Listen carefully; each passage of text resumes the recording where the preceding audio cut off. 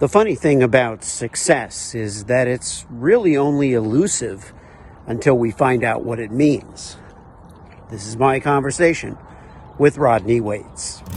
What if the truth came in a gel cap and we could just pop it in our mouths and forget about it? Well, it doesn't, and we can't.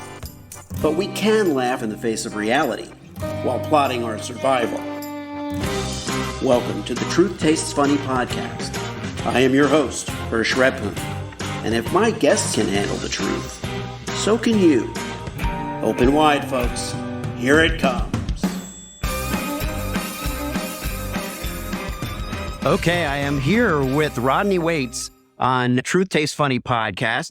Rodney is the founder of Impact is Greater Than Influence, and it's going to be an inspiring interview. We're here in Salt Lake City. It's kind of an unusual setting for us. We don't usually get to do these things in person. I don't know about you, and you do a solo cast, right? Yeah, I do. So I've actually got a radio station that I get to go broadcast out of, and then that's repurposed into a podcast. So this is the normal way I do it. Oh, okay. Yeah. All right. But you don't have guests all the time, or you sometimes do? Not all the time. I do a solo cast usually about 3 times per month, and then once is with a guest. Right.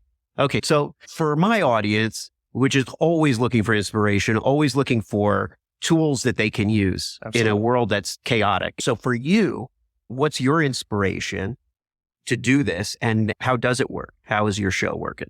So the show pretty much right now has evolved, and I just never saw it going to the heights where I believe it will go. And the underlying message of everything that I do is about empowering and inspiring others. So I believe in first to have someone inspired, they've got to motivate themselves. I just believe that there's some times where people are going for motivational talks and they're going for motivational meetups, and they don't apply it in their real life because they're not yet inspired. Okay. So my goal is to help them use that inspiration as a tool and refine like where that can help them find fulfillment in their life. So the message itself is my own self-realization. And I said that because there's an amazing quote, and I can't attribute it to the right person, but I heard it just a couple of weeks ago because I do a lot of personal development myself. Okay. And it said, sometimes our greatest gifts to humanity is our very own self-realization. Yeah. I think that a lot of people who are in the coaching or the mentorship roles are people who have gone through something and felt like, okay, I have to give back, or I have to help other people and help them get off of themselves sometimes, or work on themselves, whatever it might be. So what was your background? Where were you born? What's your story? So I'm actually from Albertville, Alabama. And oftentimes when people ask me like where I'm from, I usually just use the pinpointed Birmingham. Oh, okay. That everybody right. knows. Birmingham, yeah. That's where it comes from, right? I lived there till I was about 8.5 years old. My father passed of cancer at that time. I'm sorry, yeah. And it was a very hard, trying time for my life. And it was something that my mother thought we deserved a clean slate. So she literally hit the Google search and was like, we're going to Florida. We're going to start our life all over. And so me, her, my little brother, and my stepfather at that time, we moved to Florida. So I went to Navarre for a very long time, grew up in Navarre, and had to actually go through all of my entrepreneurial endeavors close in proximity.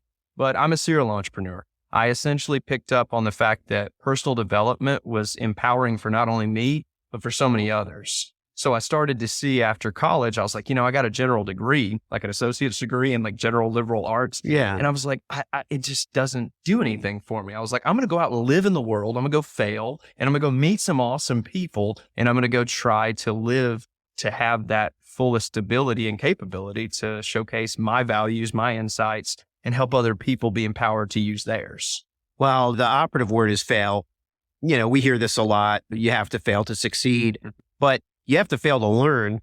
And if you don't fail to learn, you fail to learn. That's right. You know what I mean? Yeah. That sounds like the makings of a good quote, but I haven't refined it. But in any way, that's kind of the story. But when you're an entrepreneur and you're also dedicating yourself to self-improvement, helping, what's the model for that? Like, what is the model to make that viable, to make that a way that you can earn a living, in a way that you can monetize it so that you can continue to do it? That's a great question. And the model's going to be dependent on who you are. But for me, I really boiled it down to 2 words: chase fulfillment. So I looked at it like the 3 F's: faith, fulfillment, and finances. And I was like, I've got to build myself before I actually can go empower other people in the right way to where I won't burn out. Right. Because as an entrepreneur, I burn out a lot. Yeah. And I've had about 9 different businesses thus far, owned 2 coffee shops, built a real estate brand, both in investing and in buying and selling, and still do that to this day. But the way that I actually got successful with those career endeavors is not because of what I was doing. It was because of the people that I was doing it for. Mm-hmm. So build on the strengths that you have and help other people find their strengths. Like that can go with sales, that can go with helping in partnerships. That's the model, is to go and use what you have as your strengths, double down on it, and then find people to leverage or to empower really to actually build the rest. It's fascinating to me because I grew up being very interested in entertainment and entertaining, but not business. And I had the idea that I would, maybe just be an entertainer or a writer. And I did those things, but it's very different from people who are entrepreneurs. People like me can end up having our own business because we're a little off the beaten track and we just don't fit in a corporate environment or whatever it is. We don't like it. We like the freedom. We like to travel and make our own schedule, whatever. Right. But I'm fascinated by someone who says, I'm going to invest in coffee shops or I'm going to open a business. How do you decide? Because it's not like you were 10 years old and said, I want to be in the coffee business, or that you even limited yourself that way. How do you decide that to do a specific project or path? Well, to circle back to the voice of impact, which is quickly becoming not only my personal truth, but the movement that I want other people to see in the world, especially in a direct comparison to influence, because you're right. We live in a world of distraction, delusion, and misconception, and people need to be empowered by their own gifts. They just need to be. I went and ran into all of these scenarios. Literally, I had a mobile detailing thing. I had the coffee shops. I've had an entertainment business. I did promotions with my best friend for like 3 to 4 years. And that's what introduced me to entrepreneurialism. It was called Triple Tower Entertainment. We did extremely well. We didn't even know we were sitting on businesses and just became men in business. But really, it was the people. So for example, the coffee shop, that was something that I never, ever thought I would do. But because of the fact I was building my foundation in real estate, I had a meetup group every month at that coffee shop. And when that owner fell on times where it made more sense to relinquish herself from the business, she came to me first. Mm-hmm. So it was always the people and creating those impactful relationships that led me into those business endeavors. I didn't know a thing about coffee. Matter of fact, the first 2 weeks I was on YouTube till like 2 a.m. and would get there at 8 a.m. And because I didn't know how to run a coffee machine, run a payroll, run anything to do with tracking inventory or all the POS systems, I had to learn. You know what that shows though, Rodney, is that you were willing to learn, which next to being willing to fail is probably like the most important thing, that you're willing to learn something you don't know, something you're not good at. You don't have acumen in it yet. So for people who are listening, who are just trying to get by in a way, like they want more fulfillment, maybe because they recognize the precious nature of life after going through pandemics and all kinds of other stuff. But what would you say to people who are listening and are just not quite sure where they're landing right now? I would say that that's number one who my show has been for the entire time. Because even behind an entrepreneur that has his head in the clouds and thinks he's going big places most of the time, there's that person that just thinks that being a human in itself is making an impact on the world. So I would say embrace the strengths that you have. And if you don't quite realize your strengths, serve other people to find them. Yeah, that's great. That's great.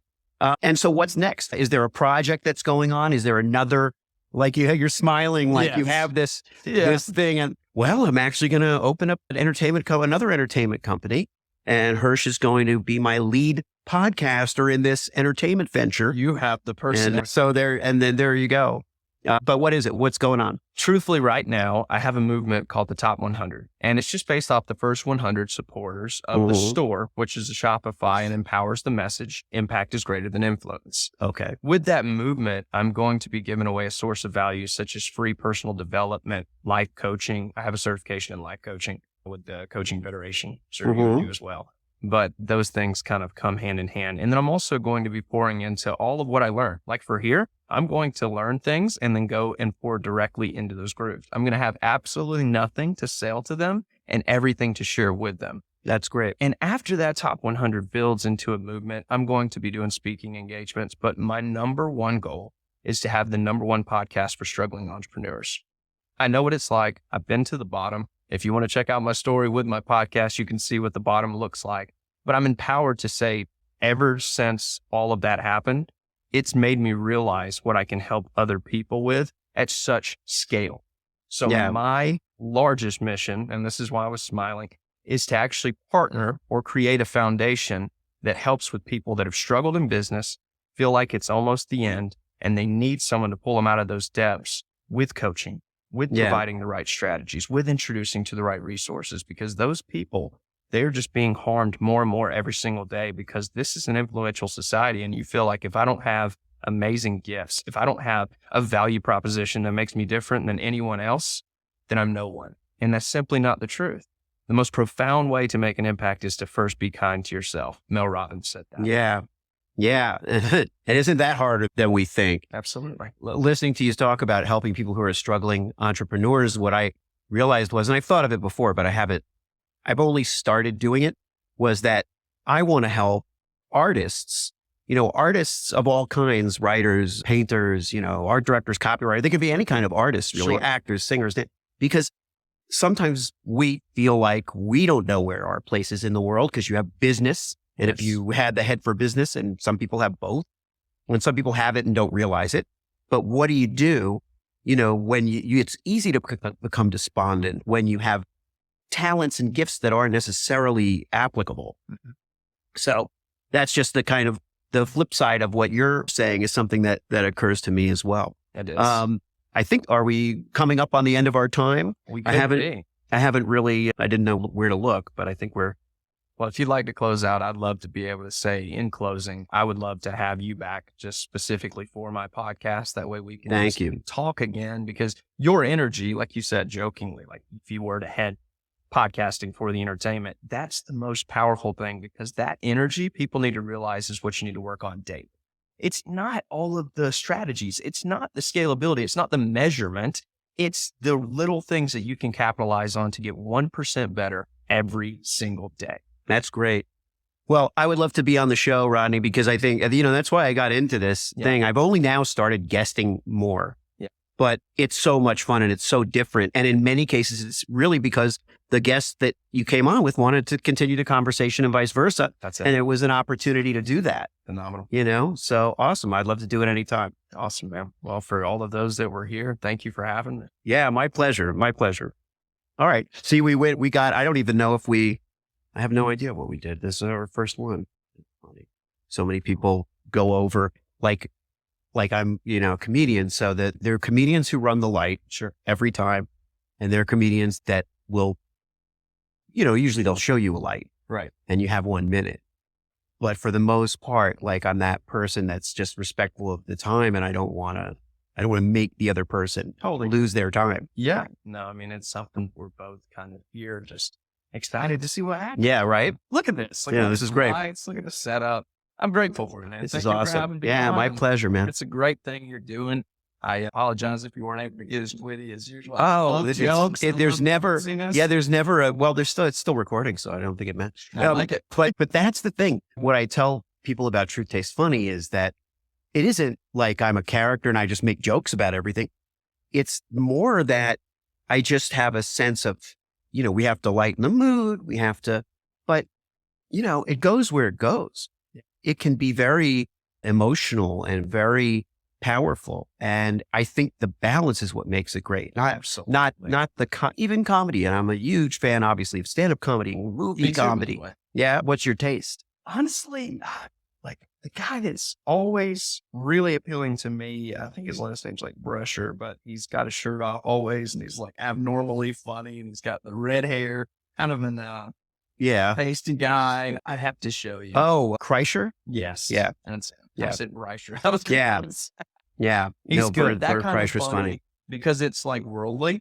Or like Collins, like George Collins. That's his name, right? Where he's literally talking about the world and he makes it seem like a joke. He actually passed, like not. I don't know.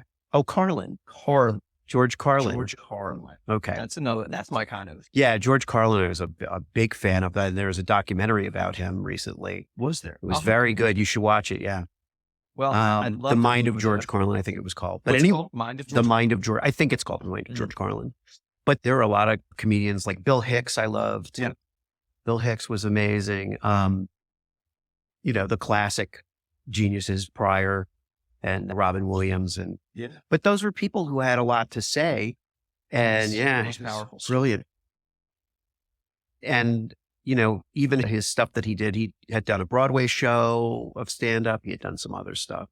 So for a while, like I patterned myself after comedians, but I wasn't working exclusively as a comedian. So it was like, that was another one of the Truth Tastes Funny moments for me, was like, we have this perception of what we think we're supposed to do. Right. And what if let's not even call it wrong, but what if that just isn't it? What if time isn't? Yeah. Yeah. Why? Because you could say, and this was my personal thing, was that I had felt that because I got married young and I started having kids, and, I didn't pursue stand-up comedy to my fullest when I was in my early 20s, I thought, well, that was just a mistake. That was a critical error that I made in my 20s. And it doesn't matter what else I do now, because you can't go back and change it. You can still do stand-up. You can still do that. And what I realized, like a year ago, was I don't think that was a mistake. I think that I made those decisions for a reason. I just didn't know why. Right. I didn't know why I made the decision. Absolutely. And so it wasn't even about blaming. I never blamed anyone else, but it wasn't about, understanding what I really had to offer and could do. And I think sometimes we just take for granted some idea. That's why I asked you, like, it wasn't like when you were 10 years old and you wanted to be in the coffee business. Right. There are people like that who know exactly what they want to do. But I think sometimes we get in our own way with whatever we think we're supposed to do, whether it's being a ball player and I wanted to be an actor. Yeah. So, and we can, that's the other thing, is you can do whatever you want. I'm acting right now. Yeah, you're acting right now. One of my best friends has his own series called Run Office, about behind the scenes. Oh, okay. Yeah. I literally made it. I'm acting in his series. It's crazy. Yeah, that's great. You just have to go after it, man. You just have to realize, like, that's the whole reason behind my message, is that the impact is what has to have the main focus. Yeah. And the greatest thing that we can leave behind is how we make other people feel.